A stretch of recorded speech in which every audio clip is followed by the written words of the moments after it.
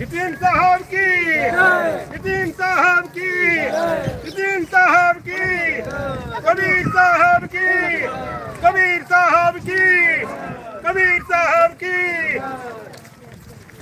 बोलिए परमपिता परमात्मा की, परमपिता परमात्मा की, परमपिता परमात्मा की, परमपिता परमात्मा की। नितिन साहब की, नितिन साहब की, नितिन साहब की, कबीर साहब की, कबीर साहब की, कबीर साहब की।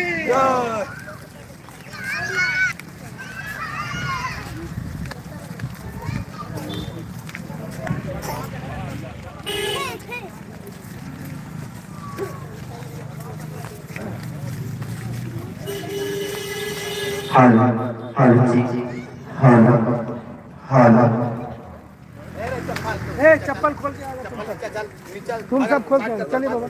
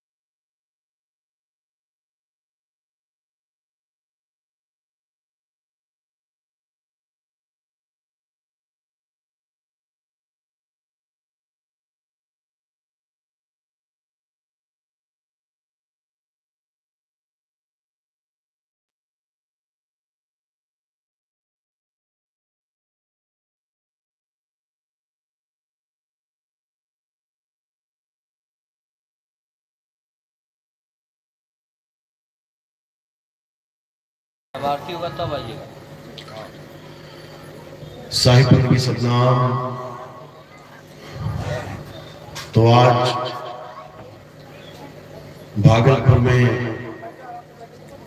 परमपिता परमात्मा की अपार कृपा से ये मूल ज्ञान का सत्संग आयोजित किया गया है। बहुत बड़े भाग होते हैं उन जीवों के जो अपने पूरे जीवन काल में एक बार भी इस मूल ज्ञान को सुन पाते हैं, और उससे भी बड़े भाग होते हैं उन जीवों के जो इस मूल ज्ञान को थोड़ा सा भी समझ पाते हैं। क्योंकि सुनना आसान है, आए बैठे घंटा 2 घंटा सुन के चले गए, लेकिन इस ज्ञान को समझना बहुत मुश्किल है। यह ज्ञान केवल उसकी समझ में आता है जिस पर परमात्मा की कृपा हो, जिस पर बंदी छोड़ की दया हो, जिस पर कुल के मालिक की रजा हो, मेहर हो। ये केवल तभी समझा जा सकता है। जब तक मालिक की कृपा नहीं है, परमात्मा की दया नहीं है, आप इसको पूरा उम्र भी सुनते रहोगे ना, सारी उम्र भी सुन लोगे, ये तब भी समझ में नहीं आएगा। ये ऐसा ज्ञान है। और अगर गुरु की दया हो गई तो ये बड़े आराम से, सहजता से एक एक बात समझ में आने लग जाएगी अपने आप। ऐसा लगेगा जैसे इससे आसान कुछ है ही नहीं। लेकिन केवल उनके लिए जिस पर परमात्मा की दया हो जाए। तो आज अरदास करेंगे उन सब जीवों के लिए मालिक से कि जहां तक ये आवाज जा रही है, स्पीकर के माध्यम से, यूट्यूब के माध्यम से, इंटरनेट के माध्यम से, जहां तक भी ये आवाज जा रही है, हर जीव का विवेक जागे, हर जीव को सत्य असत्य करने की शक्ति प्राप्त हो, हर जीव को सच और झूठ का पता लग जाए। क्योंकि जब से ये संसार बना है तब से ये जीव पूरी कोशिश में लगा है कि कैसे इस संसार से, इस भव सागर से मैं पार हो जाऊं। खूब भजन गाता, भवसागर से पार कर दो, भवसागर से पार कर दो। लेकिन नादानी में इसको पता ही नहीं चलता भवसागर है क्या, पार होना है तो होना किससे है, ये इसके समझ में नहीं आता। इसलिए बार बार जन्म जन्म युगो युग इसी दुनिया में आता जाता रहता है, धक्के खाता रहता है, जन्म का मरता रहता है, दुर्गति को प्राप्त होता रहता है। तो आज हमने जानना है कि आखिर अगर भवसागर से पार होना है तो कैसे होना है, क्या करें कि ये भवसागर से पार हो जाए, और क्या ना करें। क्योंकि अगर कोई चीज भवसागर से पार कर रही है तो कुछ ऐसी भी चीजें हैं जो भवसागर में लेके आ रही हैं। याद रखना, डॉक्टर ने दवाई दी है बीमारी ठीक करने के लिए, तो दवाई ऐसी चीज है जो बीमारी को ठीक करती है, और कुछ ऐसी चीजें हैं जो उन बीमारियों को और बढ़ा देती हैं। इसलिए डॉक्टर क्या करता है, परहेज बोल देता है, परहेज, कि बेटा गला खराब है, ये ले दवाई ले जा, और क्या नहीं खाना है वो भी सुन ले, खटाई मत खाना, अचार मत खाना। क्यों? क्योंकि अगर खटाई और अचार खाता रहेगा तो दवाई खाने पर भी ठीक नहीं होगा। इसलिए बड़े बड़े विद्वानों ने क्या बोला है, कहते हैं दवाई से परहेज भला। कहते हैं डॉक्टर के पास जाके दवाई लो, इससे अच्छा परहेज में रहो, बीमारी होगी नहीं। लेकिन यहां पर मामला थोड़ा सा अलग है। यहां ठीक तो दवाई से ही होंगे, लेकिन परहेज पूरा करना पड़ेगा।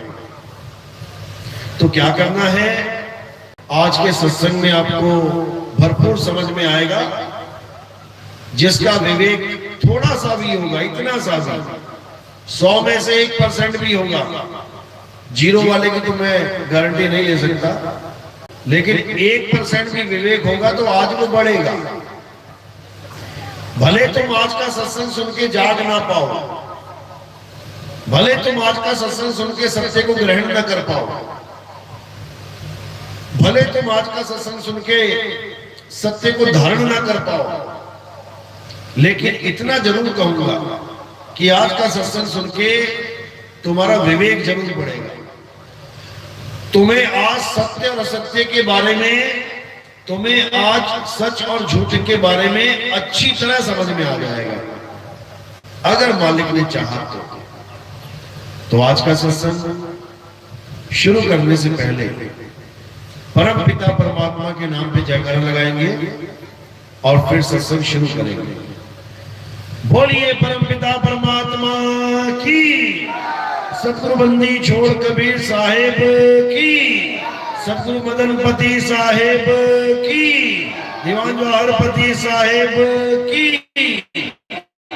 सतगुरु राम सेवक साहेब की, सतगुरुपति साहेब की, कलिनापुर धाम की, सभी संतों की, सभी भक्तों की, पंडाल में आए सभी संतों की, इनके माता पिता गुरुदेव की, इस गांव नगर बस्ती की, आज के आनंद की, सत्य सनातन धर्म की,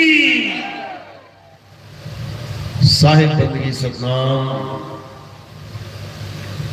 तो जैसे ही हमने बोला सत्य सनातन धर्म की जय, वैसे हमारा धर्म क्या है? सनातन धर्म। लेकिन इसके आगे सत्य लगाना पड़ रहा है। कारण क्या है? जब तक ये कारण नहीं समझ में आएगा तब तक कोई सत्य सनातनी बन ही नहीं सकता। सत्य सनातन आखिर क्यों कहा जा रहा है, जबकि हमारा धर्म केवल और केवल सनातन धर्म है? फिर भी आगे लगाया जा रहा है सत्य सनातन धर्म की, क्योंकि एक असत्य सनातन धर्म भी है। आपको नहीं जानकारी इसके बारे में, लेकिन गीता में इसके बारे में बहुत अच्छे से समझाया गया है। गीता में भरपूर समझाया गया है कि सत्य और असत्य दोनों में क्या भेद है, दोनों में क्या फर्क है, खूब अच्छे से समझाया गया है। अगर समझ में आए तो गीता हमें यही संदेश देती है कि तुम्हें एक बार इंसान जन्म मिला है 184 के बाद, यानी तुम आज पहली बार इंसान नहीं बन के बैठे हो। जन्मों जन्म बीत गए तुम्हारे, युगों युग बीत गए इंसान बनते बनते, लेकिन एक बार इंसान बनने के बाद जब दूसरी बार बनना पड़ता है, उसके बीच में क्या है? 184 है। यानी तुम्हारी चेतना इस काया को छोड़ के कहां चली जाती है? नाना प्रकार की योनियों में भ्रमण करती है।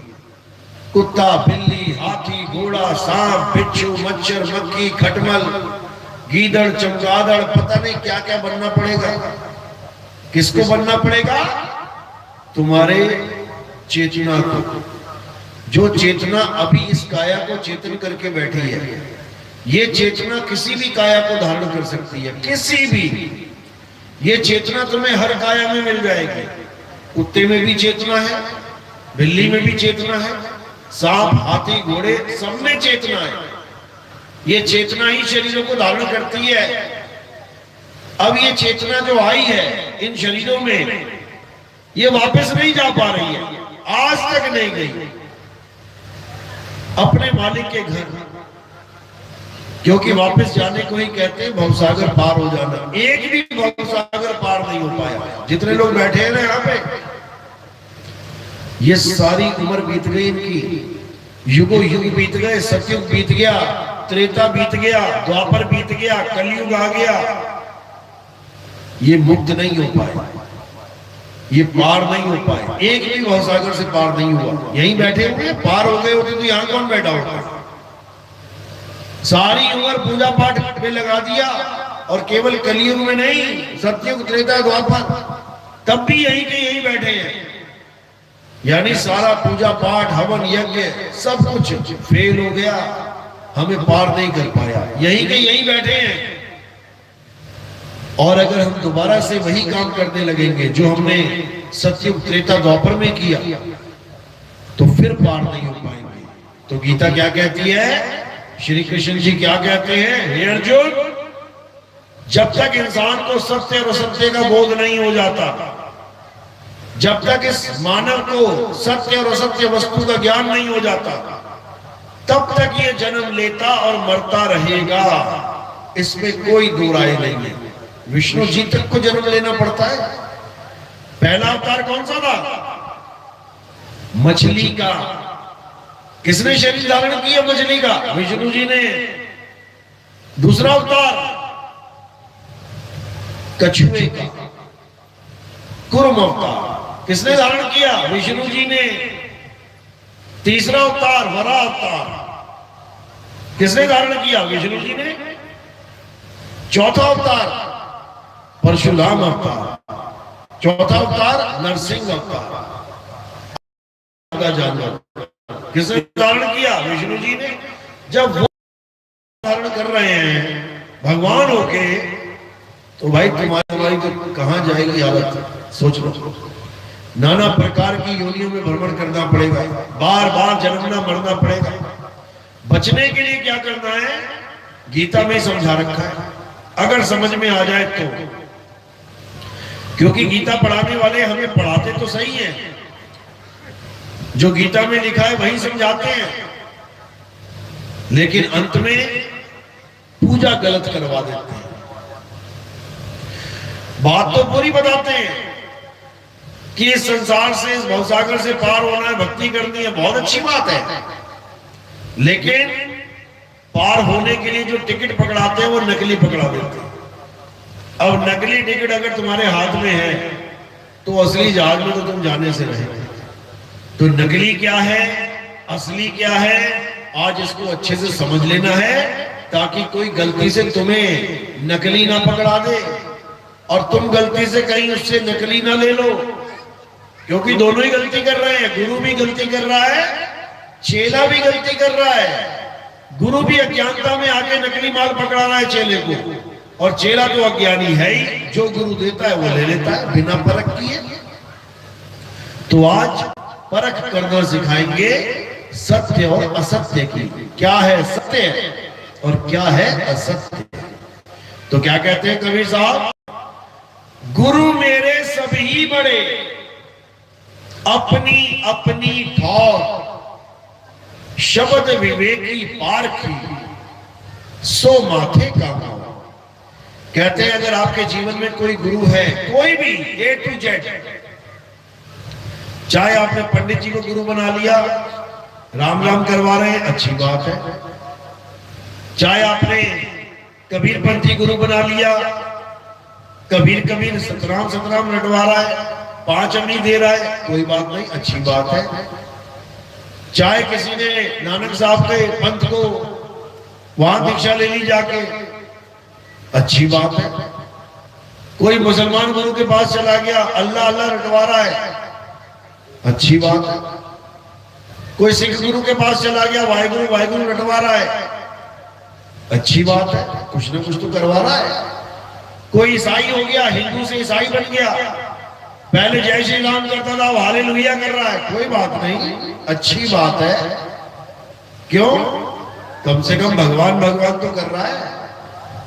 चाकू छुरिया तो नहीं मार रहा किसी के, डाका तो नहीं डाल रहा, चोरी तो नहीं कर रहा, गलत काम तो नहीं कर रहा, बस भगवान का नाम बदल दिया उसने। पहले जय श्री राम, अब हालेलुया, या पहले अल्लाह अकबर, अब वाहेगुरु, सब उसी के नाम है, भगवान के नाम है सारे।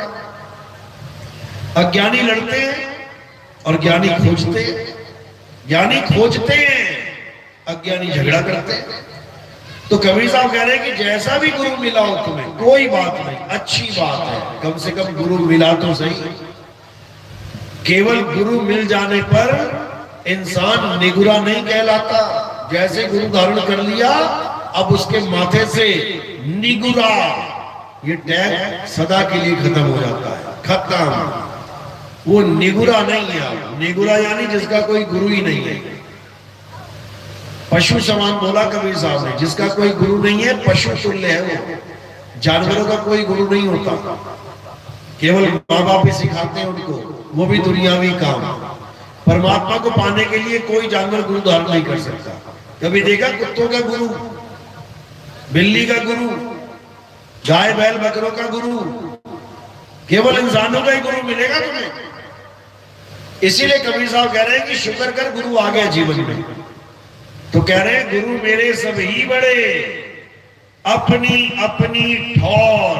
अब ये मत समझना कि जो भी गुरु आ गया मेरे जीवन में मुझे पार ही कर देगा, ये सबके बस की बात नहीं है।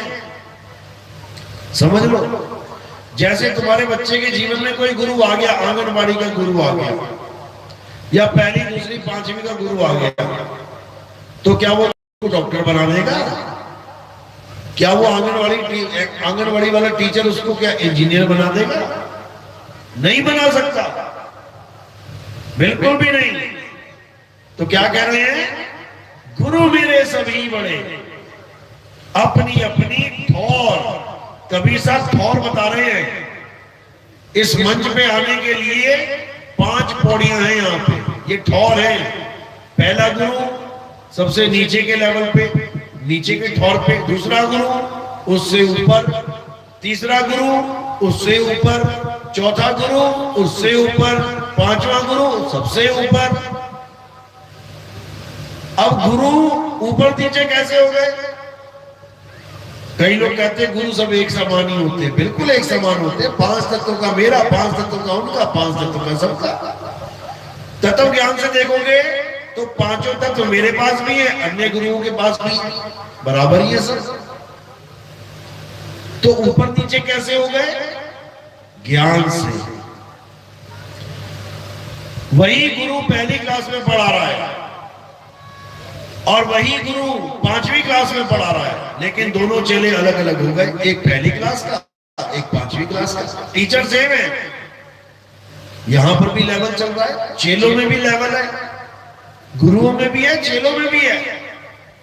तो कबीर साहब यहां गुरुओं के लेवल की बात करते हैं। गुरु मेरे सभी बड़े, अपनी अपनी ठौर, शब्द विवेकी पारखी, सो माथे का मोर। यानी माथे का मोर यानी मोर पंख लगता है। यहां पर मोर होता है सहरा, सिर के ऊपर सहरा लगता है। वो सहरा एक के सिर पे लगा होता है। कभी बारात देखना, कोई बारात में खूब महंगे महंगे कपड़े पहन लेंगे लोग, 10-10 हजार की पैंट, 20-20 हजार की जैकेट। दूल्हे के दोस्त उससे भी महंगे कपड़े पहन के आते हैं, लेकिन सहरा केवल दूल्हे के लगा होता है। दूल्हे को छोड़ के और कोई सहरा नहीं पहन सकता। इसी प्रकार गुरु तो बहुत से मिलेंगे।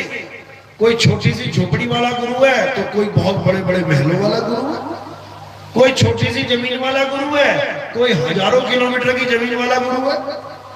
ये बड़े छोटे तो सब मिल जाएंगे, लेकिन सिर का मोर कौन बनेगा? ज्ञानी गुरु, जिसके पास पूर्ण ज्ञान होगा, केवल वही सिर का मोर बन सकता है। तो उसी के लिए साहब ने कहा, शब्द विवेकी पारखी, सो माथे का मोर। यानी जो तुम्हें शब्द का विवेक के द्वारा परख करवाना सिखा दे, वही सिर का मोर है। शब्द विवेकी पारखी। शब्द देना तो सभी जानते हैं। किसी भी गुरु के पास चले जा दुनिया में, बस एक बार कह देना, गुरुजी मुझे नाम दे दो, गुरुजी दीक्षा दे दो, गुरुजी मंत्र दे दो, 2 मिनट लगाएंगे देने में, ये तो सभी कर लेंगे। लेकिन सच्चा गुरु वो नाम देता नहीं, नाम छुड़वा देता है। सच्चे गुरु और झूठे गुरु में लक्षण क्या है? झूठा गुरु जिसे गुरुआ कहते हैं, गुरुआ नाम देता है, हिंदी के नाम, पंजाबी के नाम, उर्दू के नाम, फारसी के नाम, तमाम भाषाओं के नाम। और सतगुरु नाम छुड़वाता है, छुड़वा देता है वो नाम जाप। भजन गाते हैं सब, मोको कहां ढूंढ रे बंदे, मैं तो तेरे पास में, बिल्कुल पास में। लेकिन फिर भी कहां बोल रहे हैं? कि परमात्मा सब लोक में रहता है, परमात्मा अलग लोक में रहता है, परमात्मा अगम लोक में रहता है, परमात्मा अनामी लोक में रहता है। तो पास में कौन रहता है फिर? कबीर साहब दूर के परमात्मा की बात नहीं कर रहे, वो कह रहे हैं वो को कहां ढूंढे रे बंदे, मैं तो तेरे पास में ना मंदिर में। कहते सब लोग तो बहुत दूर है, ये गांव के मंदिर तक भी जाना नहीं पड़ेगा, वहां भी नहीं मिलेगा वो। ना मंदिर में, ना मस्जिद में, ना काबे कैलाश में, नाम है जप में, कोई नाम नहीं जपना, किसी भी नाम को नहीं जपना है। जपने से कभी कुछ प्राप्त हो ही नहीं सकता। मुझे प्यास लगी है तो मैं पानी पानी जपूंगा क्या? सारी उम्र जपता रहूं पानी पानी पानी पानी, कभी प्यास नहीं बुझने वाली, बल्कि पानी पानी करते करते प्यासा ही मर जाएगा। जो रेगिस्तान में भटक जाते हैं रास्ता, 2-2 4-4 दिन बेचारे भटकते रहते हैं, जब पानी खत्म हो जाता है उनका, रेगिस्तान में तो पानी मिलेगा नहीं, तो रेगिस्तान में पड़े पड़े करा रहे होते हैं पानी पानी पानी पानी पानी करते करते मर जाता है। तो पानी पानी करने से पानी नहीं मिला, भोजन भोजन करने से भोजन नहीं मिलेगा, सोना सोना करने से सोना नहीं मिलेगा, चांदी चांदी करने से चांदी नहीं मिलेगी, तो राम राम करने से राम कैसे मिल जाएगा? तो राधे राधे करने से राधे कैसे मिल जाएगा? कबीर कबीर करने से कबीर कैसे मिल जाएगा? वाहिगुरु वाहिगुरु करने से वाहिगुरु कैसे मिल जाएगा? अल्लाह अल्लाह करने से अल्लाह कैसे मिल जाएगा? नहीं मिल सकता, क्योंकि राम को पाने की, अल्लाह को पाने की, वाहिगुरु को पाने की कोई विधि है। विधि जैसे पानी को पाने की विधि है। भटक रहे हैं, नहीं मिल रहा पानी, फोन लगाया अपने गुरुजी को, गुरुजी पानी नहीं मिल रहा, बेटा एक काम कर, क्या गुरुजी, जहां खड़ा है वही खोदना शुरू कर दे, जहां पर भी खड़ा है बस खुदाई शुरू कर दे। तो जब हम खुदाई शुरू करेंगे तो क्या मिलेगा जमीन के नीचे से? पानी। एक बार भी नाम नहीं जपना पड़ा, पानी पानी पानी पानी नहीं, गुरु ने जुगती बता दी, उस वस्तु को प्राप्त करने की जुगती बता दी, और जुगती से ही मुक्ति होगी, नाम जपने से नहीं। नाम जपने से टाइम पास होगा, जितना मर्जी टाइम पास करते रहो, पूरा पूरा दिन नाम जपते रहो, माला फेरते रहो। कबीर साहब मना कर रहे हैं, क्या कह रहे हैं? माला फेरत जुग भया, मिटाना मन का फेर, कर का मन का फेंक के, मन का फेर। मना कर रहे हैं, माला तो कर में फिरे, कर यानी हाथ, माला तो कर में फिरे, जीव फिरे मुख माही, ये मनवा दसहु दिसी फिरे, ये तो सिमरन नाही। ये सिमरन नहीं है, ये माला फेरना सिमरन नहीं है, नाम जपना सिमरन नहीं है। सिमरन का मतलब तक नहीं पता लोगों को, और गुरु बने बैठे। सिमरन का मतलब क्या होता है? सिमरन पंजाबी शब्द है, कहां से आया है? संस्कृत भाषा से। संस्कृत भाषा में सिमरन को क्या कहते हैं? स्मरण। जो बच्चे पढ़ते हैं स्कूलों में वो जान सकेंगे, आधा सा मरण, स्मरण, इसका क्या मतलब होता है? इसका मतलब होता है याद करना। कोई कहे तुम्हारी स्मरण शक्ति बहुत तेज है, यानी तुम्हारी याददाश्त बहुत तेज है। परमात्मा का नाम नहीं जपना है, परमात्मा को याद करना है। याद, परमात्मा को याद करना है, नाम नहीं जपना। अगर तुम्हें याद करने की विधि समझ में आ जाए, अगर तुम्हें याद कैसे करना है ये बताने वाला गुरु तुम्हारे जीवन में आ जाए, तो तुम्हारा जन्म सफल हो जाएगा।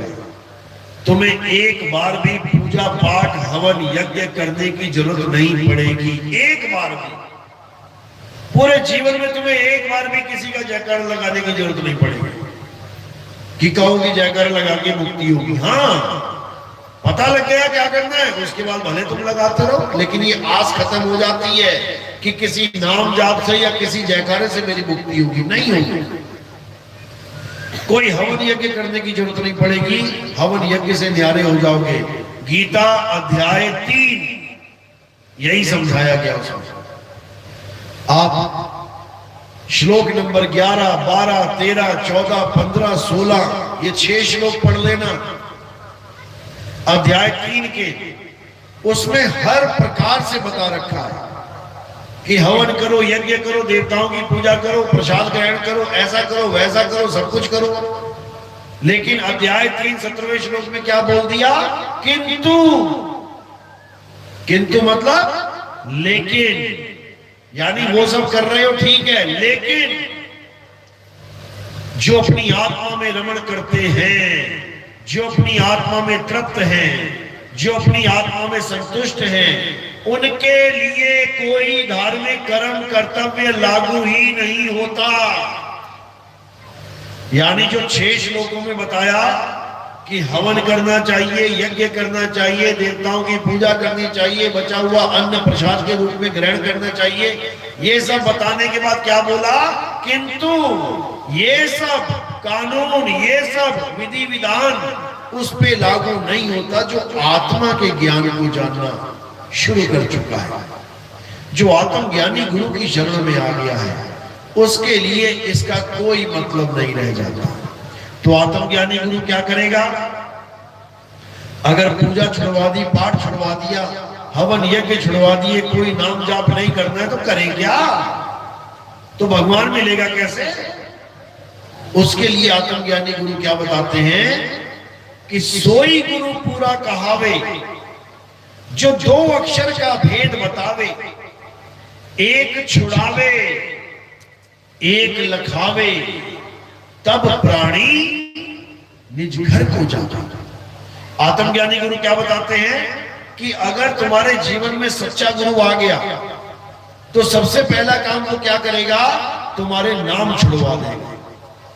हिंदू है, राम राम जप रहा है, राधे राधे जप रहा है, ओम नमः शिवाय जप रहा है, तो उसको कह देगा भाई तू इसको मत जप। कोई मुसलमान शिष्य बनने आ गया तो अल्लाह अल्लाह खुदा खुदा जप रहा है, मत जप।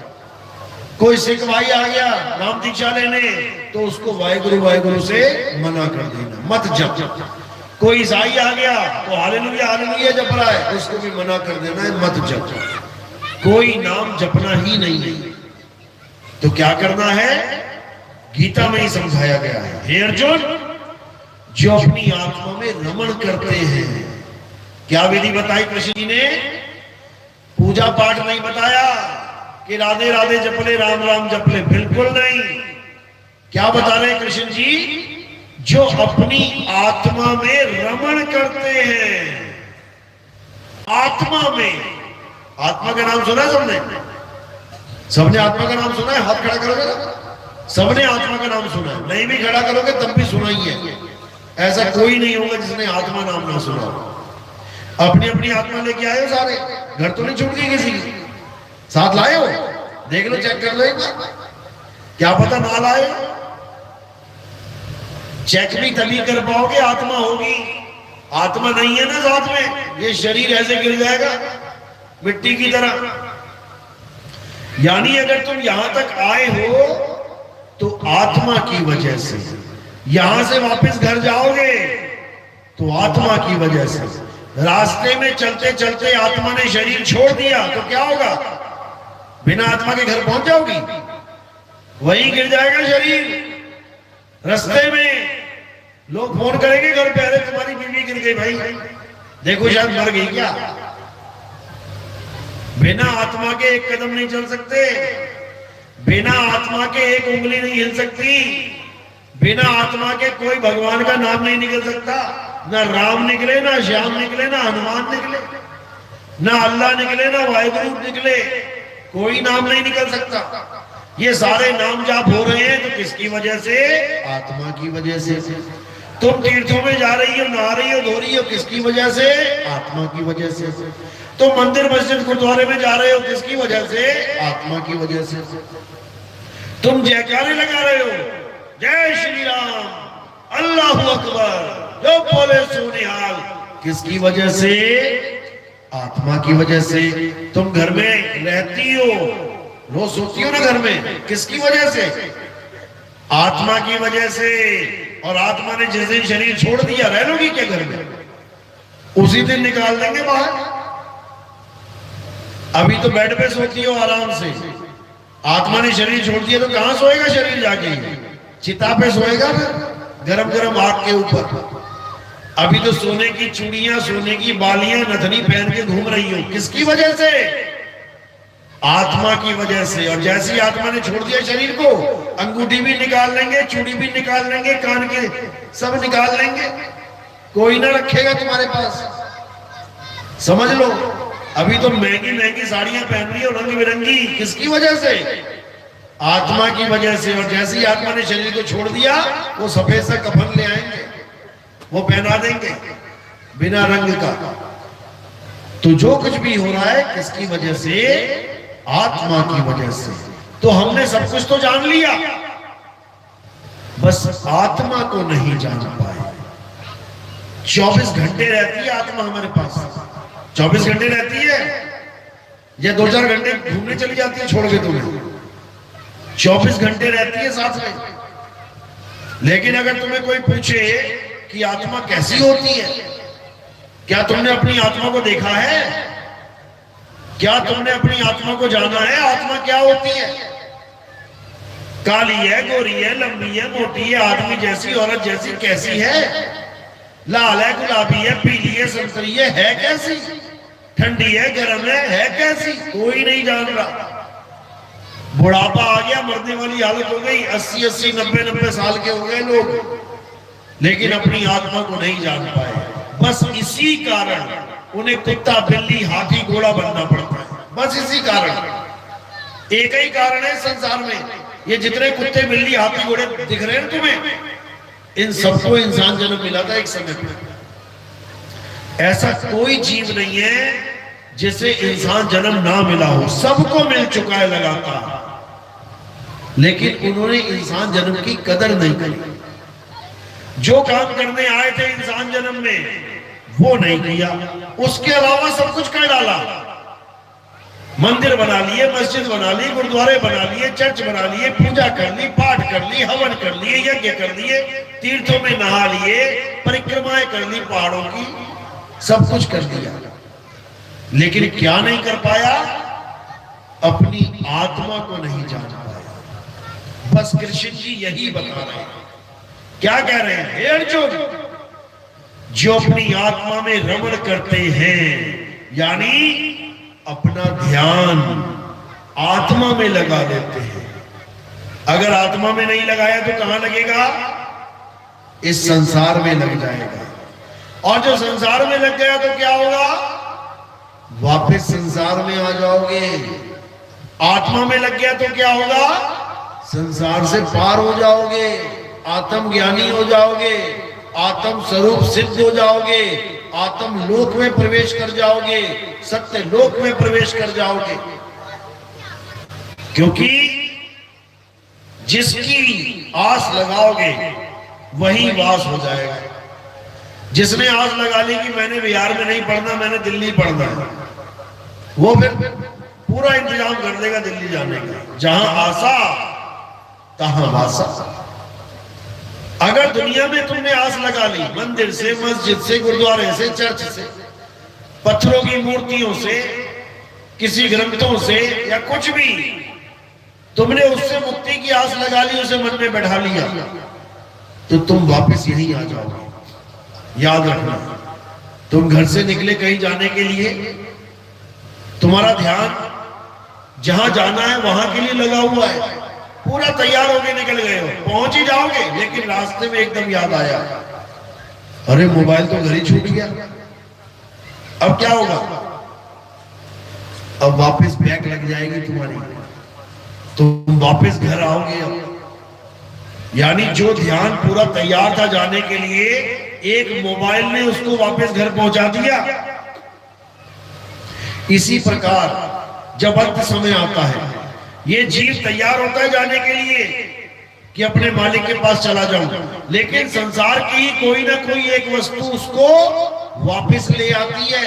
चाहे वो माँ हो, चाहे वो बाप हो, चाहे बीवी बच्चे हो, कुछ भी हो सकता है, जो अंत समय में याद आने पर तुम्हें वापस बुला लेगा। तुम्हें आना पड़ेगा इस संसार में।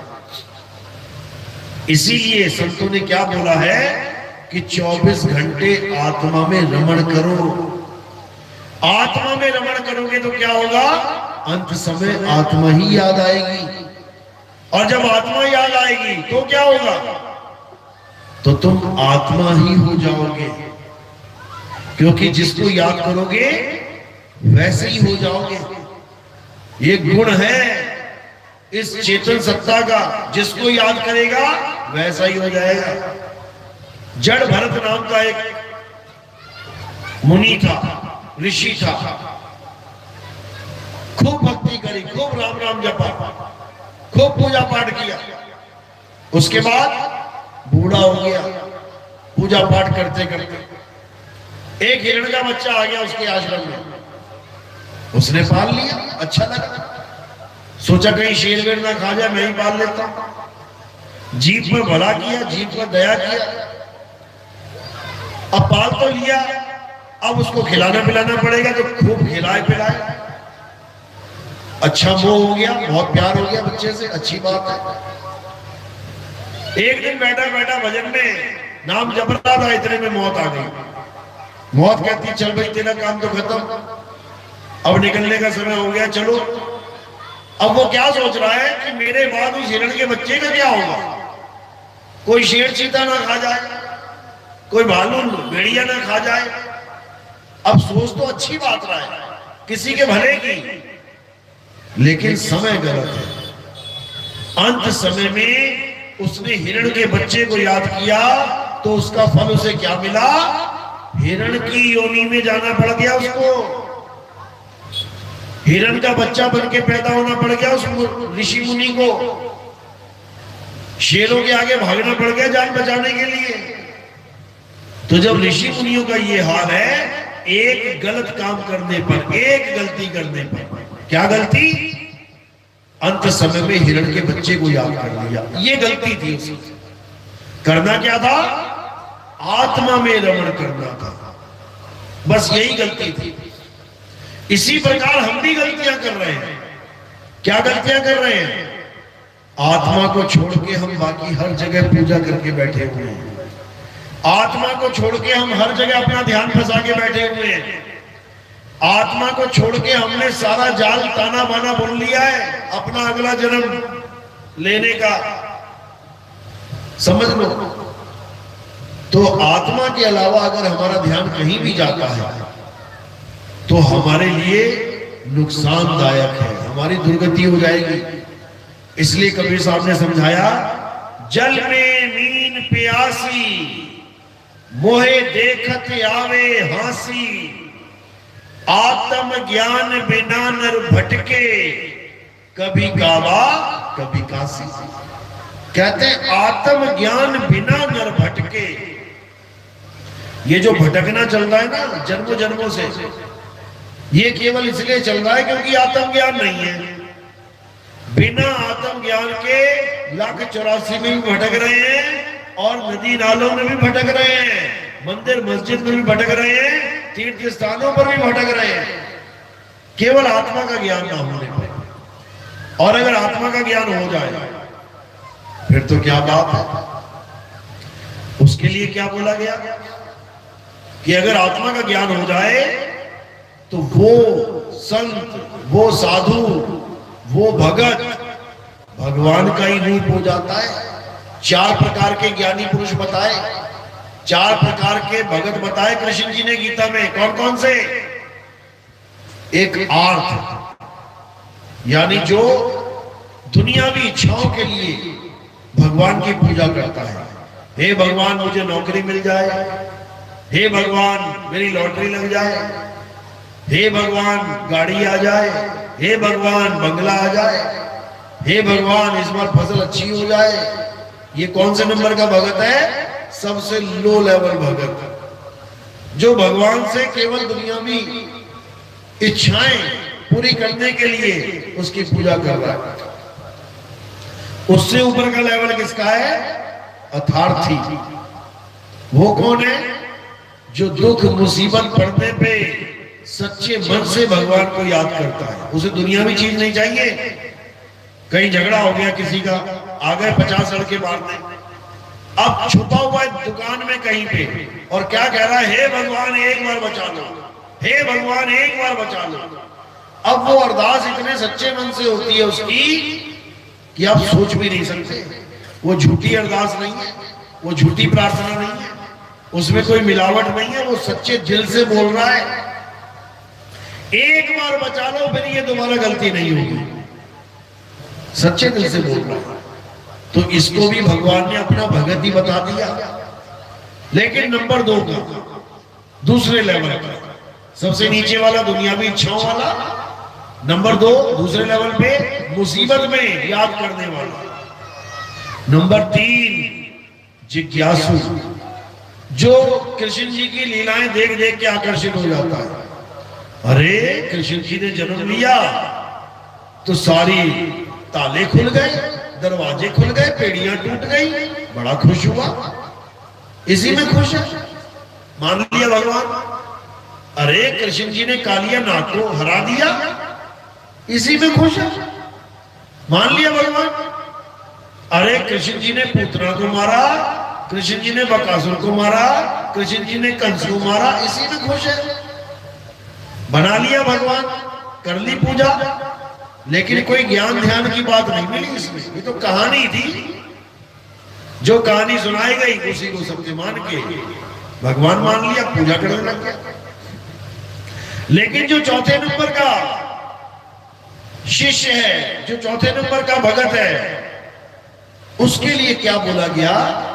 कृष्ण जी कहते हैं जो मेरा उच्चतम लेवल का जो भगत है वो ज्ञानी पुरुष है।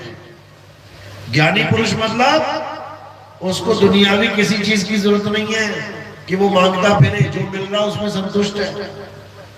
उसे किसी दुख में याद करने की जरूरत नहीं है, वो 24 घंटे याद कर रहा है। दुख आने का इंतजार नहीं कर रहा कि दुख आएगा तो सच्चे मन से याद करूंगा। उसे किसी लीलाओं का भी कोई चक्कर नहीं है कि कृष्ण जी ने इसको मारा कि उसको मारा। वो ये देख रहा है कि कृष्ण जी ने ज्ञान क्या दिया है। वो कहानियां नहीं सुनता कि कृष्ण जी ने ये किया, वो किया, बालपन में ऐसा किया। वो कहता है ज्ञान क्या दिया वो बताओ। और कृष्ण जी का ज्ञान क्या है? गीता का ज्ञान। वो गीता पढ़ता है, वो गीता पे आता है सीधे। उसको इससे कोई मतलब नहीं कौन कृष्ण कौन राधा, उसको इससे मतलब है मुझे ज्ञान चाहिए, मुझे मुक्ति के लिए ज्ञान चाहिए। और जब वो गीता का ज्ञान समझता है तब उसके सारे भ्रम टूट जाते हैं, क्योंकि गीता हर प्रकार के शरीर की पूजा करने से परहेज करती है, मना करती है। यहां तक कि देवी देवताओं की पूजा करने वाले को अल्प बुद्धि जीव बोला है गीता में। अल्प बुद्धि मतलब जिनकी बुद्धि छोटी हो, कम हो। अध्याय 7 23वां श्लोक पढ़ लेना अगर घर में गीता रखी है तो वहां क्या बोला? हे अर्जुन, जो अल्प बुद्धि जीव है वो देवताओं की पूजा करते हैं। देवताओं की पूजा करने वाले देवलोक को चले जाते हैं, पितरों की पूजा करने वाले पितरलोक को चले जाते हैं, भूतों की पूजा करने वाले भूतों के लोक में चले जाते हैं। इन तीनों में से कोई भी मुझे प्राप्त नहीं कर पाता, बिल्कुल मना करता। तो मुझे प्राप्त कौन करता है ये भी बताया है। हे अर्जुन, जो तत्व रूप में मुझे जानते हैं, जो मुझे काया करके नहीं जानते कि ये 2 आंखें, 2 कान, बाल, खाल, हड्डी, मांस ये कृष्ण जी हैं, नहीं है। ये तो शरीर है, 5 तत्वों का नाशवान शरीर है, एक दिन नाश हो जाएगा और हो ही गया था। कृष्ण जी के शरीर का नाश कैसे हुआ? क्या लगा था पैर में? तीर लगा था। तीर मारा, किसने मारा? बहेलिये ने मारा, शिकारी ने। कौन था वो शिकारी? बलि था, सुग्रीव का भाई बाली। तो बाली ने क्यों मारा? कारण क्या था? क्योंकि बाली को राम जी ने मार दिया था, छुप के, पेड़ के पीछे छुप के। अगर आमने सामने मारते तो कोई दिक्कत नहीं थी। क्यों? क्योंकि आमने सामने क्षत्रिय लड़ते हैं और एक दूसरे को मार देते हैं, कोई दिक्कत नहीं है। लेकिन राम जी ने छुप के तीर मारा निहत्थे पे, जो अपने भाई के साथ द्वंद्व कर रहा था, युद्ध कर रहा था। तो जब छुप के तीर मारा तो बाली भी क्षत्रिय है भाई, वो भी जानता है नियम। आप फुटबॉल देखो, फुटबॉल में अगर कोई फाउल करता है तो दूसरा वाला प्लेयर एकदम बोल देता है, इशारा कर देता है कि फाउल कर दिया इसने। जानता है वो कि ये फाउल। क्यों? क्योंकि वो भी प्लेयर है। इसी प्रकार दोनों क्षत्रिय हैं, राम जी भी क्षत्रिय है, बाली भी क्षत्रिय है। क्षत्रिय यानी योद्धा। तो क्षत्रिय धर्म में ये मना है, स्त्री पे, बच्चे पे और निहत्थे पे शस्त्र नहीं उठाया जाता, उनको मारा नहीं जाता। लेकिन राम जी ने मर्यादा भंग कर दी, मर्यादा पुरुषोत्तम ने मर्यादा भंग कर दी और तीर मार दिया। अब बाली को जब तीर लगा तो बाली ने श्राप दे दिया कि हे राम, जैसे तुमने मुझे छुप के मारा है कायरों की तरह, ऐसे ही मैं भी तुम्हें छुप के मारूंगा। लग गया श्राप। क्या करें? उस एक श्राप के कारण एक युग तक इंतजार करना पड़ा राम जी को। कृष्ण बन के आए फिर, और पूरी लीला जब समाप्त हुई तो उन्हीं कृष्ण जी के पैर में तीर मारा बाली ने आकर, तब जाके ये शरीर का नाश हुआ। और उनका अंतिम संस्कार कहां हुआ? गुजरात की धरती पे। गुजरात में बना हुआ है मंदिर जहां पे उनके तीर लगा था और संस्कार हुआ था। तो ये सारा खेल किसका है? ये मन और माया का खेल चल रहा है, ये सत्य असत्य का खेल चल रहा है। असत्य क्या है? सारे शरीर असत्य हैं, क्योंकि ये जन्मते और मर जाते हैं। गीता में एक भी जगह असत्य की पूजा करने का विधान नहीं है। हाँ, अल्प बुद्धियों के लिए बोला गया है कि जब तक तुम्हें आत्मा का ज्ञान समझ में ना आए तब तक तुम पूजा पाठ हवन यज्ञ कर सकते हो। लेकिन जब आत्मज्ञानी गुरु मिल जाए उसके बाद तुम बिल्कुल फ्री हो जाते हो, यानी तुम्हें वो कुछ करने की जरूरत नहीं है। लेकिन किसको? जिसको आत्मज्ञानी गुरु मिल जाए। ये नहीं कि तुम छोड़ छाड़ के बैठ जाओ, वो नहीं बोला। आत्मज्ञानी गुरु के लिए क्या बोला गीता में कि हे अर्जुन, अगर तुम सत्य को जानना चाहते हो, अगर तुम सत्य को प्राप्त करना चाहते हो, अगर तुम आत्मा को जानना चाहते हो तो क्या करो? अध्याय 4 34वां श्लोक क्या कह रहे हैं? हे अर्जुन, अगर तुम सत्य को प्राप्त करना चाहते हो तो ऐसे तत्वदर्शी संत की शरण में जाओ।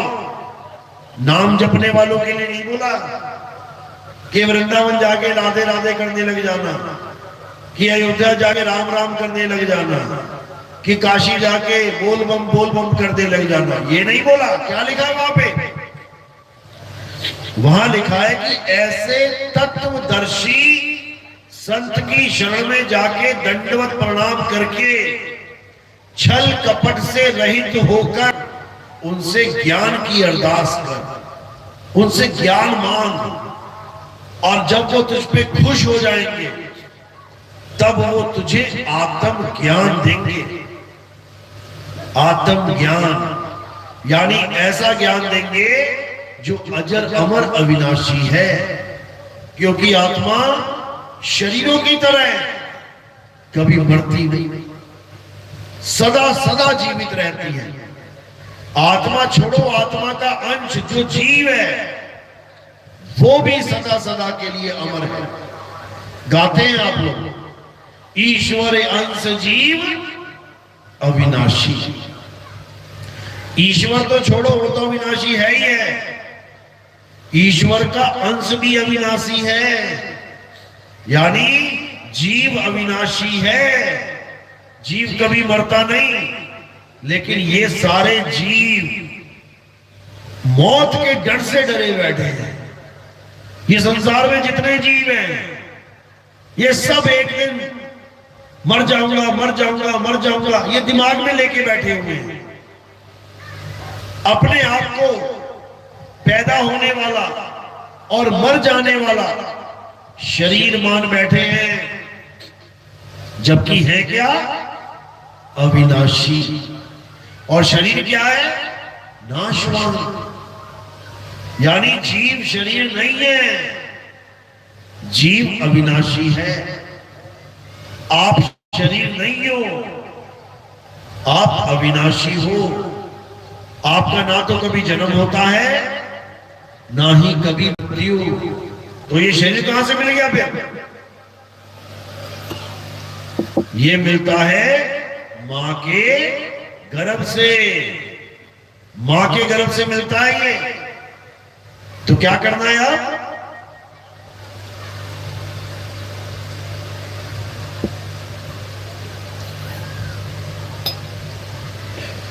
अब वो काम करना है जो कभी नहीं किया।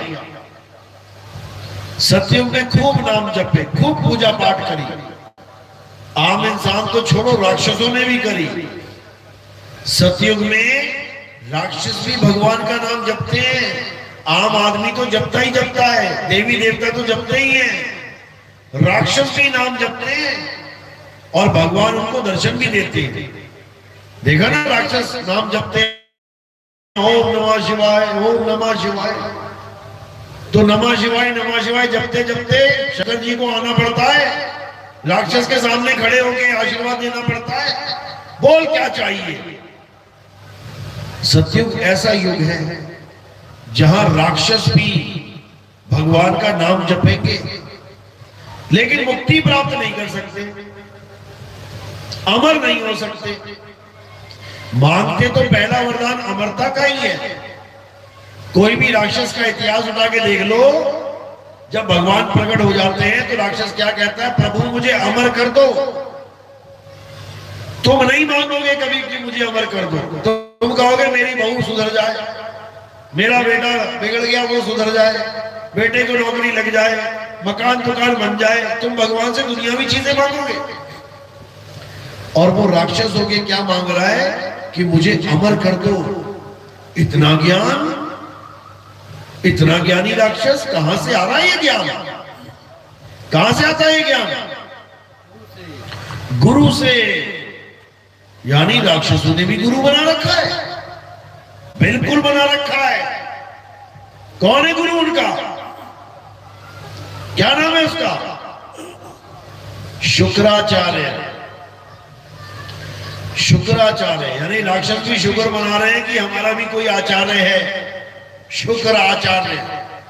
और इंसान बिना गुरु के बैठा हुआ सोच रहा है कि हमें गुरु की जरूरत ही नहीं है, हम ऐसे मुक्त हो जाएंगे।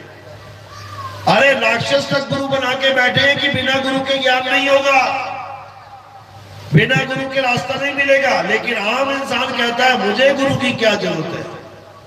अरे गुरु की जरूरत राम और कृष्ण जी को भी पड़ी थी। कौन थे राम जी के गुरु? वशिष्ठ जी। और कृष्ण जी के गुरु संदीपन जी। भगवान होके दोनों को गुरु की जरूरत पड़ गई। दोनों ज्ञान प्राप्त कर रहे हैं अपने गुरु से। और गुरुजी ये नहीं कह रहे चेले को कि राम तू राम राम जप तेरी मुक्ति हो जाएगी, या कृष्ण जी को बोला हो कि तू कृष्ण कृष्ण हरे कृष्ण जब तेरी मुक्ति हो जाएगी। बिल्कुल नहीं। राम जी कैसे अपने नाम जप के मुक्त हो जाएंगे? भला कोई अपना नाम जप के भी मुक्त हो सकता है? कृष्ण जी कैसे अपना नाम जप के मुक्त हो जाएंगे? राम जी और कृष्ण जी को कोई नाम दिया था? क्या समझाया गया गुरु के द्वारा कि हे राम, अगर तुम मुक्ति प्राप्त करना चाहते हो, मोक्ष प्राप्त करना चाहते हो, तो क्या करो? आत्मा को जानो, आत्मा को पहचानो, आत्म तत्व को जानो, जिसके कारण तुम्हारा शरीर जीवित है, जिसके कारण सीता जी का शरीर जीवित है, जिसके कारण हम सबका शरीर जीवित है। उस आत्मा को पहचानो। उस आत्मा को जानना ही हमारे जीवन का परम लक्ष्य है।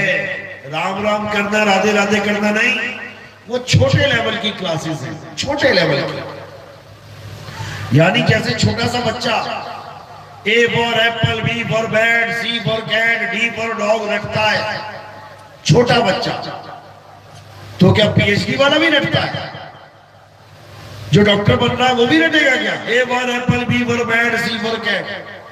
दोनों की पढ़ाई में जमीन आसमान का अंतर है।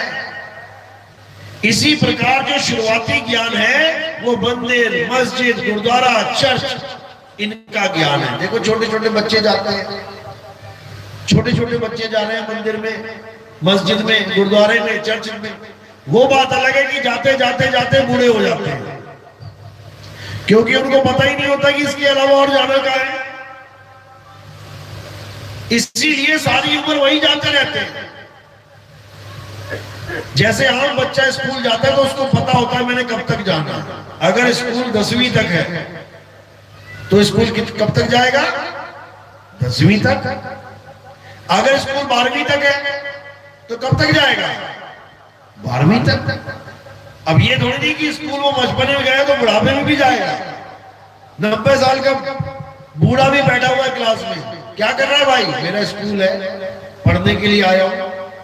अरे पढ़ाई के बाद कमाई भी होती है।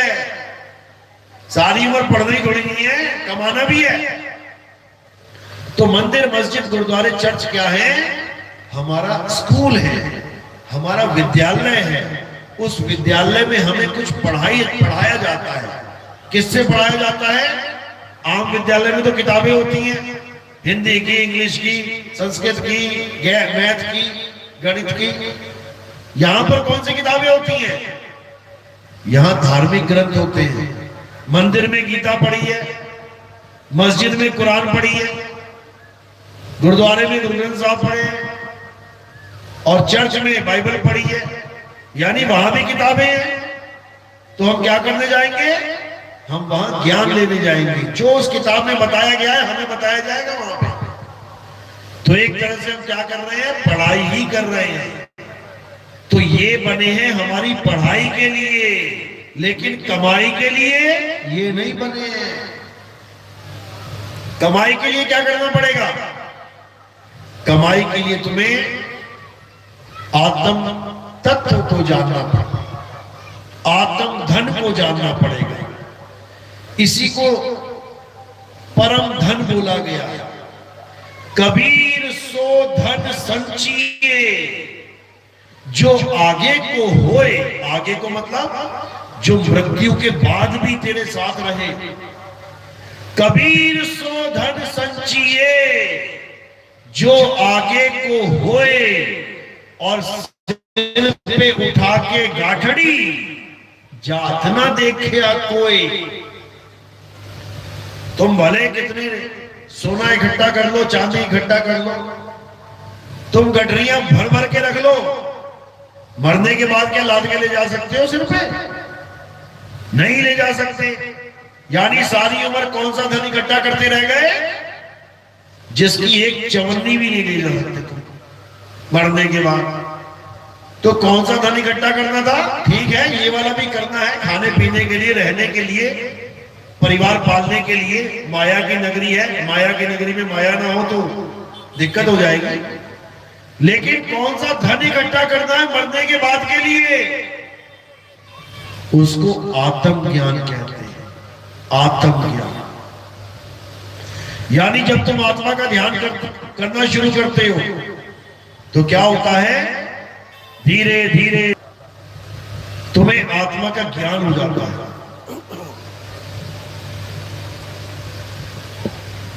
तुम्हें आत्म तत्व के बारे में अच्छे से समझ में आ जाता है।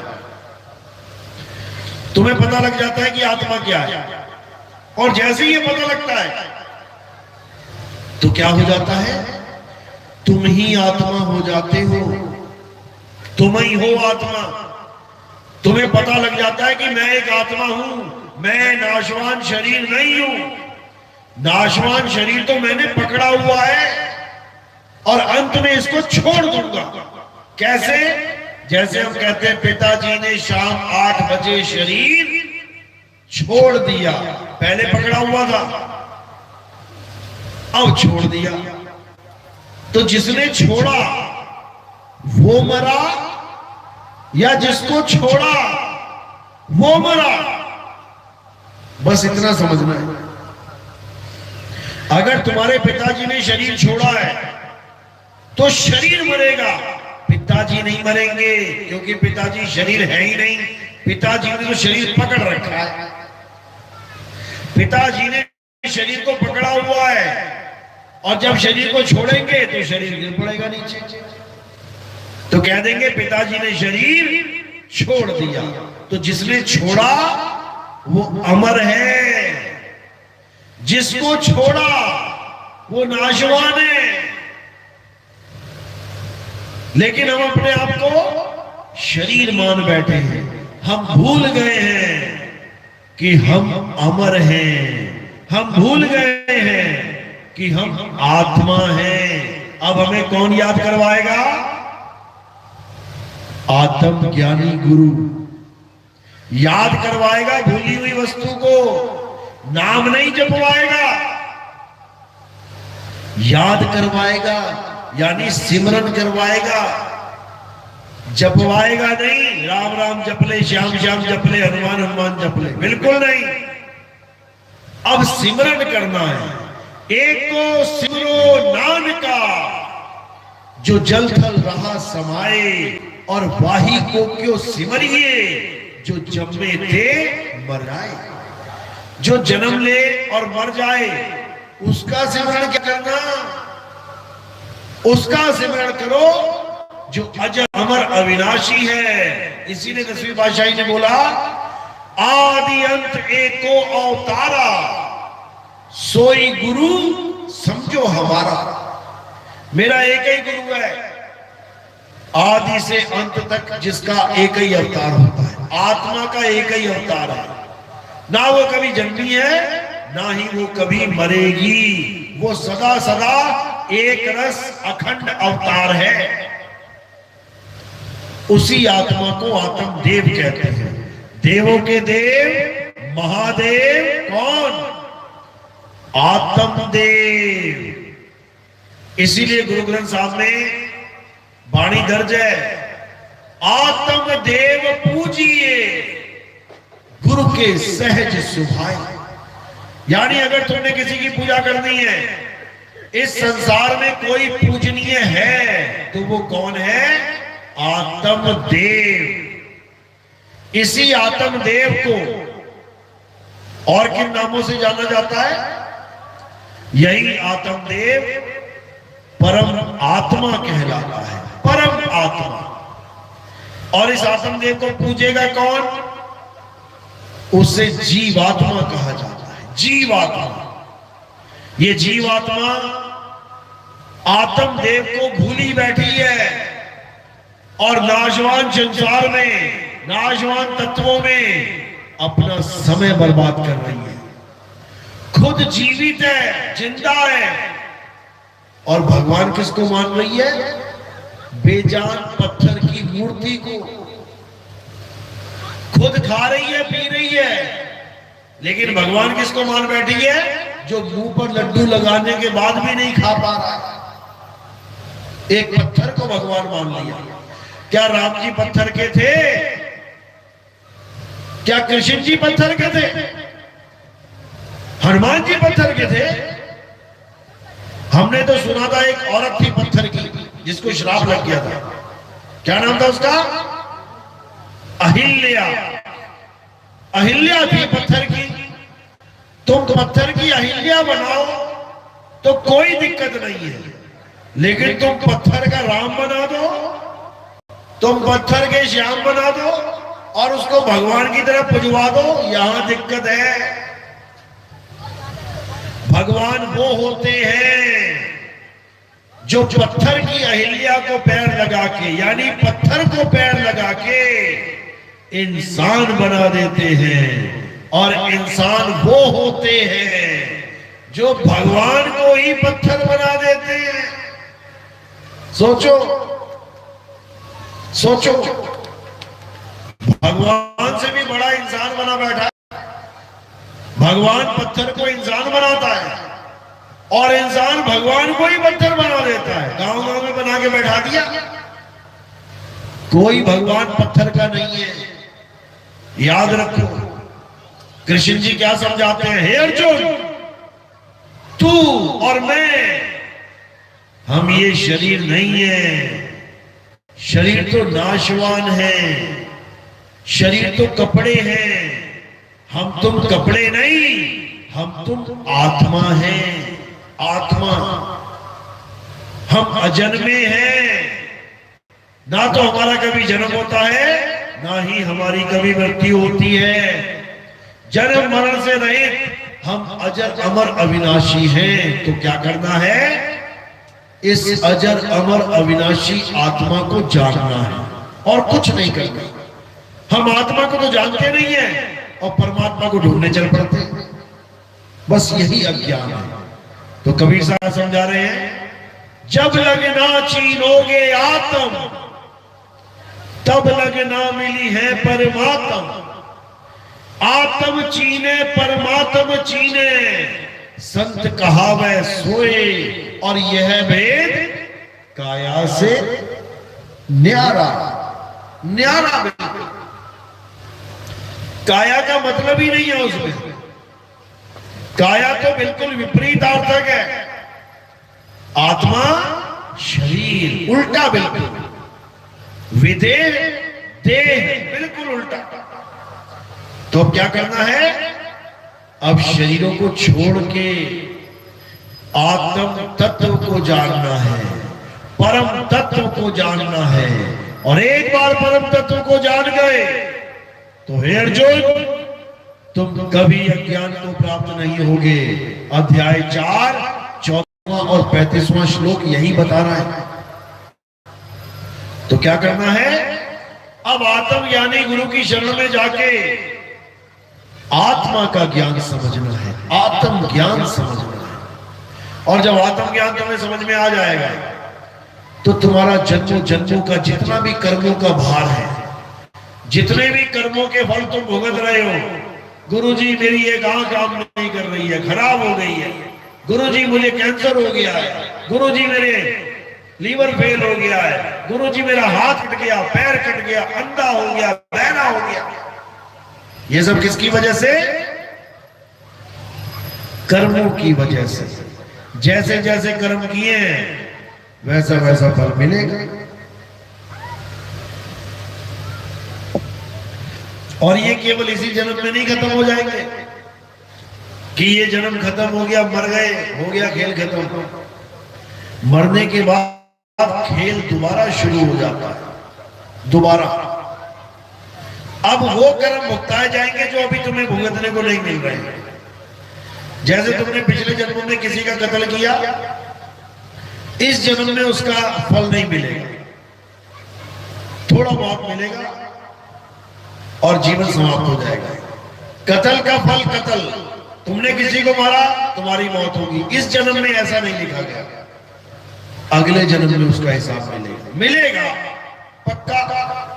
भीष्म पितामह जब अर्जुन ने छेद छेद के तीर मार मार के तीरों की शैया पे लेटा दिया। तो भीष्म पितामह ने देखा कि और भी योद्धा थे युद्ध में, कोई एक बाण से मर गया, कोई एक गदे से मर गया, कोई एक त्रिशूल से मर गया, कोई एक तलवार से मर गया। मैं इतने छेद। मैंने सुना है कि बिना कर्मों के कोई फल नहीं मिलता। ऐसा कैसा कर्म कर दिया मैंने जो इतने छेद करवाने पड़ गए शरीर में?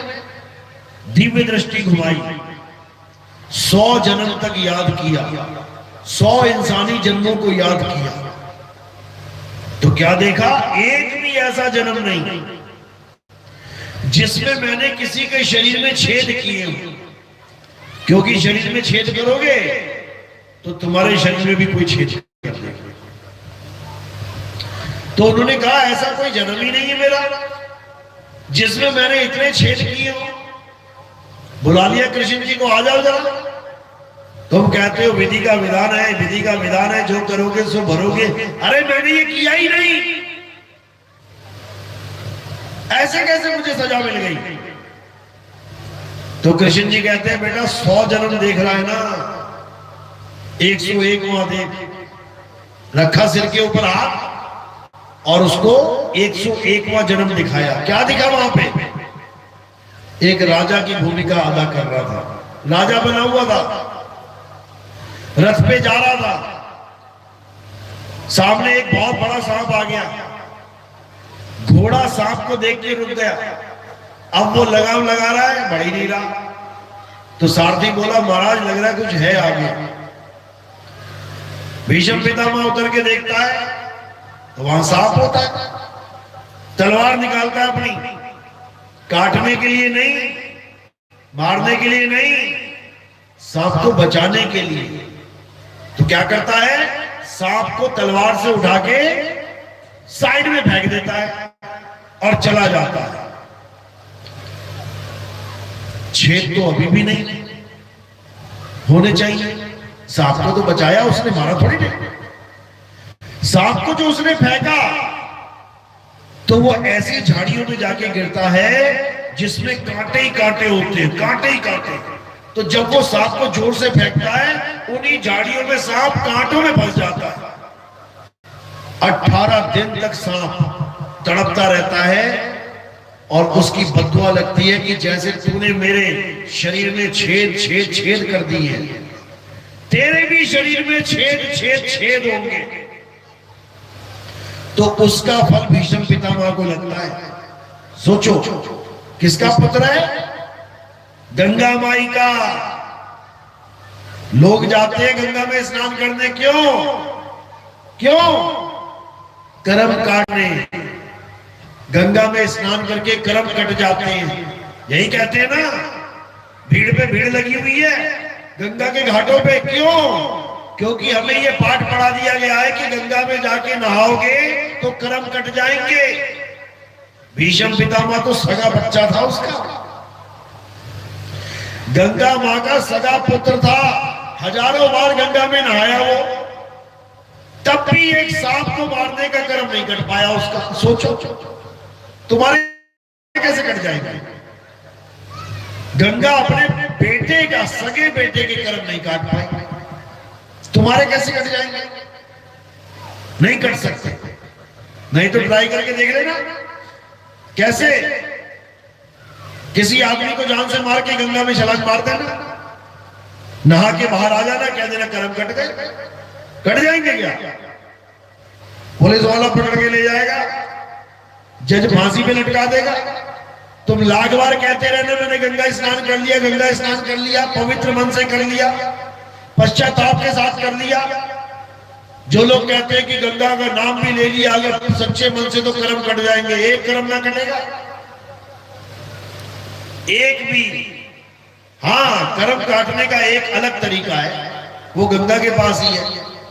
अगर वैसे कटवाने हो तो बता देना कौन सा तरीका है। गंगा के 8 पुत्र हुए थे, पता है ना। जब उसने शादी करी भीष्म पितामह के पिता से, शांतनु से, तब उसने वादा किया। क्या वादा लिया?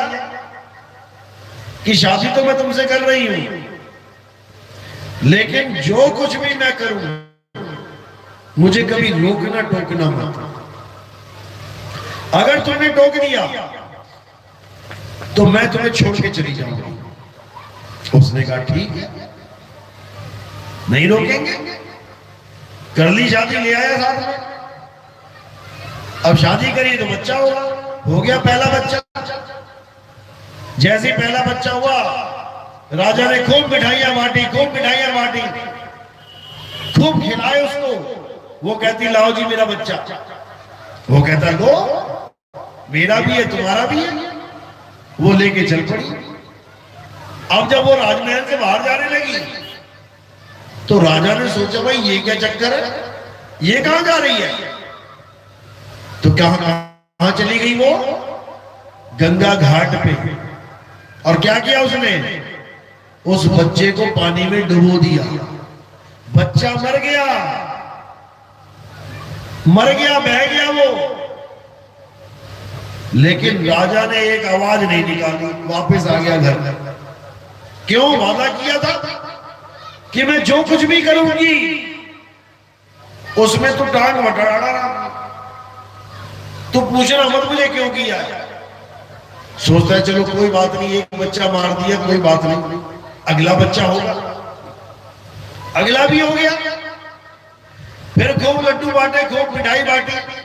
वो फिर ले लिया उसने, ला मेरा बच्चा। जब निकली महल के बाहर, वो समझ गया कि इसका क्या होने वाला है। फिर भी गया पीछे पीछे देखने। उसने उस बच्चे को भी डुबो दिया। अब बड़ा चक्कर में पड़ गया, कुछ पूछ नहीं सकता।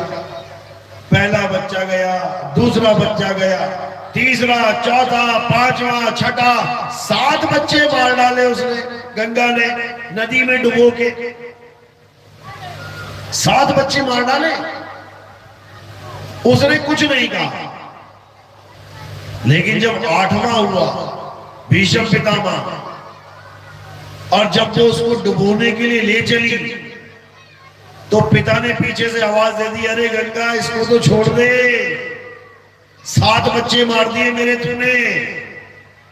कहती है तुमने बहुत गलत काम किया, तुमने मुझे टोक दिया, अब मैं तुम्हें छोड़ के जा रही हूं और ये बच्चा भी मैं तुम्हें देके जा रही हूं।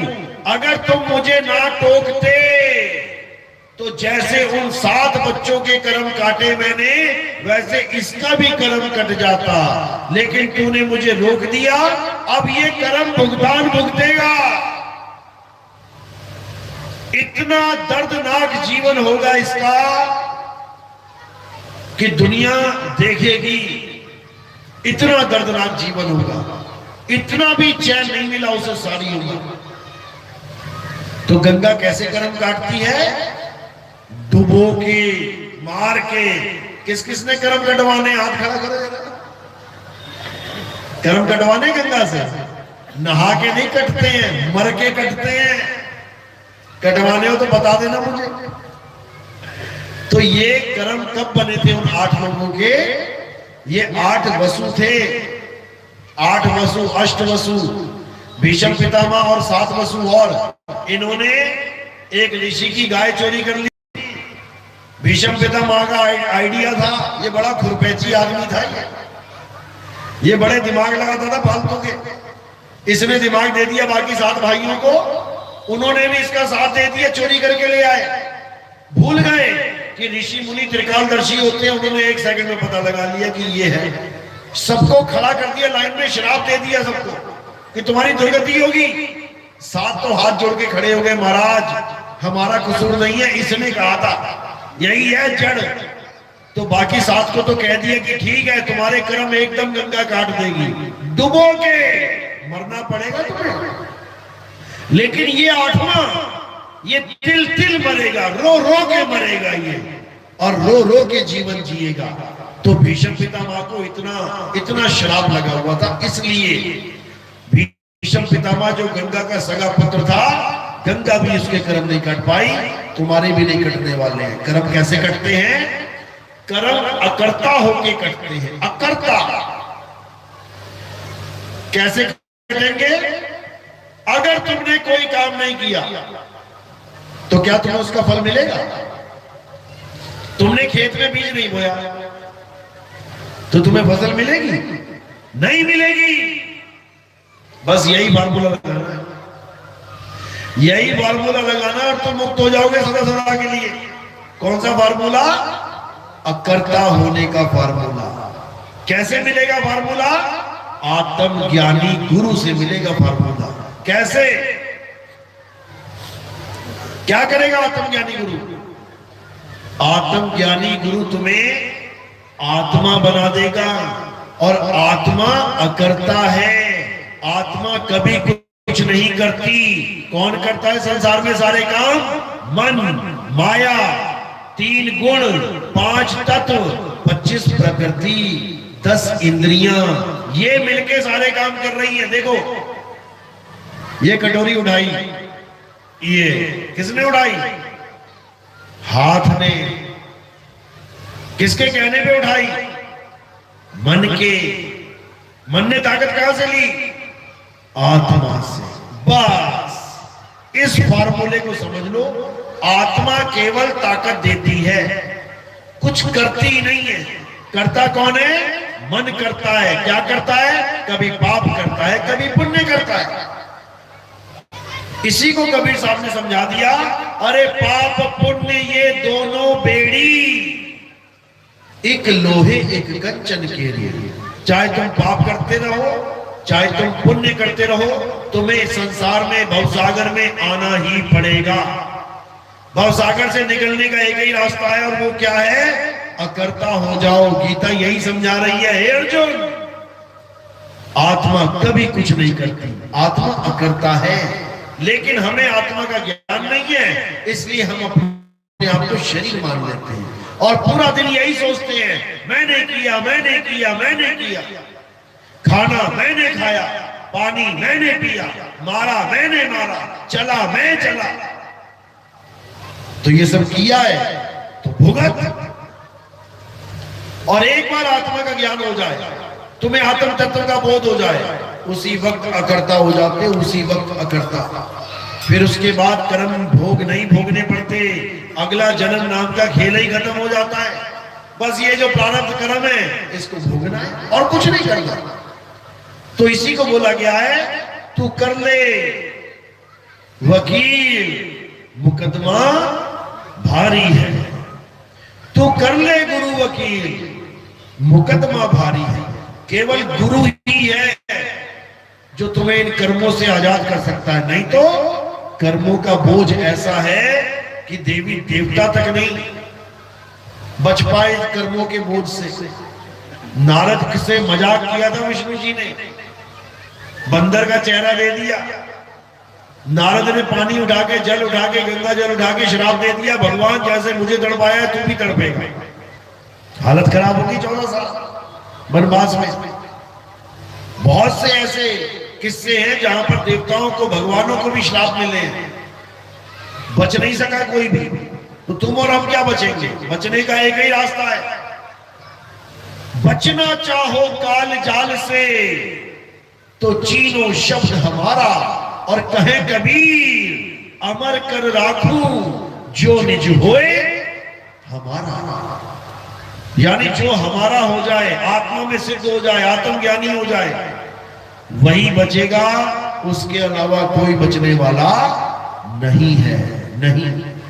तो अब क्या करना है? एक ही काम करना है, आत्मा के अलावा किसी को सत्य नहीं मानना। जितना मान लिया मान लिया, पूजा पाठ कर ली अच्छी बात है, नमाजें पढ़ ली अच्छी बात है, कोई और आरतियां गाली अच्छी बात है, हवन यज्ञ कर ली अच्छी बात है, सब कुछ ठीक है। लेकिन अब आगे की पढ़ाई पढ़ेंगे। अब सत्य और असत्य में से सत्य को धारण करेंगे। और सत्य क्या है? हे अर्जुन, आत्मा ही सत्य है। आत्मा को ना तो कोई शस्त्र काट सकता है, आत्मा को ना तो अग्नि जला सकती है, आत्मा को ना तो वायु सुखा सकती है, आत्मा को ना तो जल भिगो सकता है, आत्मा का कोई कुछ नहीं बिगाड़ सकता, कुछ भी नहीं। नैनम छिन्दन्ति शस्त्राणि नैनम दहति पावका न चैनम क्रोधन्तापे न शोषति मारुता। इसको कोई मारने में समर्थ नहीं है। तो इसी आत्मा को जानना है, इसी को सत्य सनातन कहते हैं। अध्याय 2 24वां श्लोक। हे अर्जुन, आत्मा अछेद्य है, अशोष है, अदाह है, आत्मा अचल है, आत्मा अडोल है, सदा स्थिर रहने वाली है, आत्मा पुरातन है, यानी पुरानी से भी पुरानी वस्तु है, उससे पुराना कुछ नहीं, भगवान से भी पुरानी है, भगवान विष्णु उससे भी पुरानी है, भगवान राम उससे भी पुरानी है, भगवान कृष्ण उससे भी पुरानी है। शरीरों का अस्तित्व भी नहीं था, भगवानों का अस्तित्व भी नहीं था, वो तब भी थी, है और रहेगी। ये आत्मा की महिमा है। इसी आत्मा को जानने के लिए गीता हमें ज्ञान देती है। इसी आत्मा को समझने के लिए संतों की वाणियां हमारे जीवन में आती हैं। तो क्या करना है? अब आत्मा को जानना है और असत्य को, संसार को त्यागना है। बोलिए परमपिता परमात्मा की सदा ही जय हो। साहिब पद की सत्ता। सत्संग यही समाप्त करते हैं और अब आरती का समय है। आरती कैसे करेंगे? आरती करने के लिए आपने क्या करना है? थोड़े से फूल, एक चुटकी, बस जितने भी आ जाए, 2-3 पत्ते आपने मेरे सिर के ऊपर रख देने हैं। मैं नीचे आ जाऊंगा, नीचे बैठ जाएंगे या कहीं भी बैठ जाऊंगा मैं। आपने मेरे सिर के ऊपर फूल रख देना है। सिर के ऊपर फूल क्यों रखते हैं? क्योंकि हमारे यहाँ किसी भी जड़ वस्तु की पूजा नहीं होती, कोई पत्थर की, कोई कैलेंडर की, कोई फोटो की नहीं। हमारे यहाँ किसकी पूजा होती है? हमारे यहाँ आत्मा की पूजा होती है। आत्मा। तो आत्मा कहां है? आत्मा हमारे पास है। आत्मा को फूल कैसे समर्पित करने हैं? पैर के अंगूठे से लेकर सिर की चोटी तक ये क्या दिखाई दे रहा है? नाशवान शरीर। तो अपने शरीरों से परे आत्म देव के चरणों में समर्पित करना है फूलों को। और कोई प्रचार प्रसार में योगदान करना चाहेगा, सेवा में मालिक की कुछ देना चाहेगा, तो वो चरणों में रखना है। उस सेवा से हम क्या करते हैं? हमारा प्रचार टीवी चैनलों में भी आता है। आपके घर में टीवी है, सुबह सुबह आप 7 बजे बैठ जाना। साधना टीवी, ईश्वर टीवी आपके घर में आते हुए आप देखोगे तो उसमें और भी बाबा लोग आते हैं, बड़े बड़े संत आते हैं और क्या समझाते हैं कि नाम जपो, नाम जपो, नाम जपो, भगवान मिलेगा। और हम क्या बताते हैं? नाम छोड़ो, नाम छोड़ो, नाम छोड़ो, तब भगवान मिलेगा। तो मालिक का विवेकी हंस जब इस बात को सुनता है तो हमसे संपर्क करने की कोशिश करता है। तो नीचे मैंने फोन नंबर दे रखे हैं। अलग अलग देशों से, अलग अलग शहरों से फोन आते हैं, दुनिया भर के, केवल इतनी सी बात सुन के कि नाम छोड़ना है। क्यों? ये मालिक का हंस है। ये एकदम खोजबीन चालू कर देता है कि सच क्या है और झूठ क्या है। तो जो लोग हमें फोन करते हैं, हम इनको YouTube चैनल से जोड़ देते हैं और YouTube चैनल पे सत्संग सुनते सुनते सुनते उसको समझ में आ जाता है कि नाम जपना है ही नहीं, नाम छोड़ना है। और क्या करना है? आत्मा से खुद को जोड़ना है। तब होगा कल्याण, तब आएगा आत्मज्ञान। अन्यथा 84 में होगा घमासान। शेरों के बीच में, भैंसों के बीच में देखो घमासान हो रहा है, दाव लगा रहा है शेर। अभी तो अच्छा खासा जीवन जी रहे हैं इंसान का, ताले लगा के सो जाते हो, किसी का कोई डर नहीं। जब जंगल में पैदा हो गए ना हिरण, सांप, भालू, बिच्छू बन के, पल पल मौत का सामना करना पड़ेगा। कौन सा जानवर आके पकड़ दे गर्दन, कुछ नहीं पता। कोई FIR नहीं होगी, कोई सुनवाई नहीं होगी, कोई रिश्तेदार नहीं आएंगे बचाने। एक हिरण को दबोच लेता है शेर, बाकी सब भाग जाते हैं छोड़ के। याद रखना। और ये तुम्हें भुगतना पड़ेगा। अभी तुम्हें पता लग जाए कि तुम्हारे गांव के तालाब में मगरमच्छ है, एक भी ना घुसेगा उसमें, एक भी। देख लेना किसी को डाल के, जा तैर जरा अंदर जाके, एक भी ना घुसेगा। लेकिन जब जंगल में पैदा हो जाओगे ना, उसी मगरमच्छ के तालाब में मछली बन के घूमना पड़ेगा, छोड़ के जा नहीं सकते तालाब। जब बड़े हो जाओगे उसी वक्त दबोच लेगा मगरमच्छ, उसी के साथ रहना पड़ेगा, एक ही नदी में, एक ही तालाब में। लग जाएगा तुम्हें पता मौत क्या होती है, समझ लो। इसलिए अभी मौका है, ये पत्थर छोड़ दो, ये सारी पूजा पाठ छोड़ दो और आत्मा से खुद को जोड़ लो, तब तुम्हारा कल्याण हो जाएगा। बोलिए परमपिता परमात्मा की, सत्य सनातन धर्म की, सभी संतों की, सभी भक्तों की, आज के आनंद की, सकल हंस को बंदगी, साहिब बंदगी सतनाम। किस किस को मेरी बात समझ में आई? हाथ खड़ा करो जरा। बहुत अच्छी बात है, बहुत बढ़िया। तो इसको अच्छे से समझना है, केवल सुन के भुला नहीं देना है। जैसे कोई अच्छी बात होती है सारी उम्र याद रखते हैं, ऐसे ही इसको भी याद रखना है। इस जीवन का उद्देश्य क्या है? पूजा पाठ नहीं है, याद रखना। हवन यज्ञ नहीं है, कोई आरतियां गाना, कोई परिक्रमा करना नहीं है, कोई राधे राधे राम राम अल्लाह अल्लाह वाहिगुरु वाहिगुरु करना नहीं है। इस जीवन का परम उद्देश्य क्या है? आत्मा को जानना। आत्मा को जान लिया तो परमात्मा को जान लिया। साहिब बंदगी सतनाम। अब आरती चालू होगी। कोई कुर्सी है क्या यहाँ पे? कुर्सी कुर्सी ले आइए। हाँ वो बैठा हुआ ना, वो ये बैठा है ना, ये कुर्सी पे, ये कुर्सी यहाँ लगा दो, उस कुर्सी पे बैठ जाएंगे और वहीं से आरती करके बंदा आगे बढ़ जाएगा। ये जो है ना ये, हाँ इस पे कपड़ा बिछा नीचे रखा है ना क्या ऊपर? कोई भी नहीं, नीचे नीचे नीचे कोई भी कपड़ा बिछा, ये उठा लो। तो अब आरती होगी। आरती में क्या करना है समझ लो। भीड़ नहीं करनी है, जहां पे खड़े हो वहीं रहना, जहां तक खड़े हो वहीं रहना। एक एक करके आगे आने शुरू हो जाना, बस एक एक करके, एक लाइन सी बन जाएगी, इधर वाले खत्म हो जाएंगे, इधर वाले शुरू हो जाएंगे, या पहले इनको आने देना फिर आप आ जाना, जैसे भी हो, लेकिन भीड़ नहीं। साईं भाई की सब आरती लगाओ बेटा।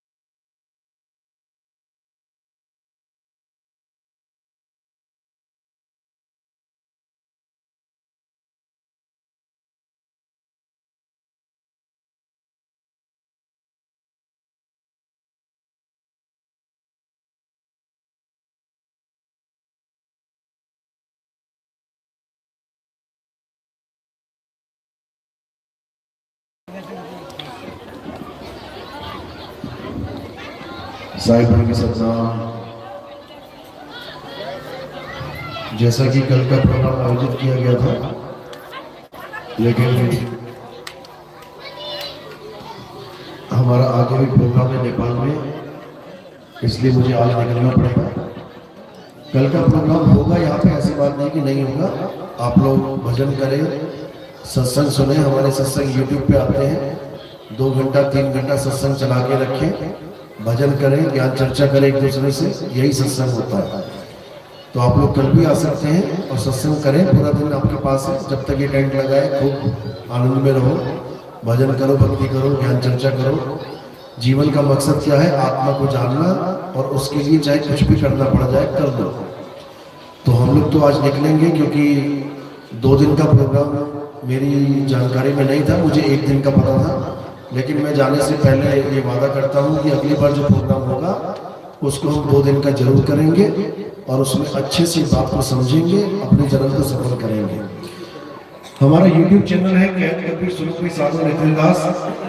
आप YouTube पे लिखेंगे नितिन दास के सत्संग, आप घर बैठे भी सत्संग सुन सकते हैं।